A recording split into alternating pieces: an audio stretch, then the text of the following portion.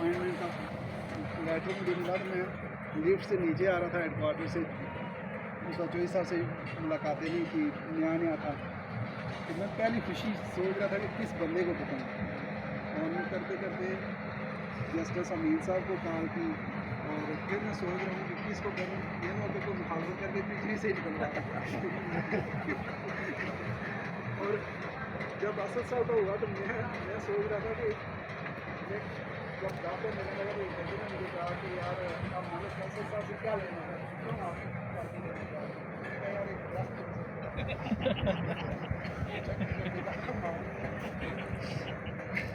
मैं सोचता हूँ अक्सर कि रूस के रिश्ते मिलते हैं, ये ऐसे अनमोल रिश्ते हैं कि जाते हैं। मैं जब भी गया अपनी तो बाहर में सब पहली दफ़ा गया, इसी बार दिल्ली में मैं जा रहा था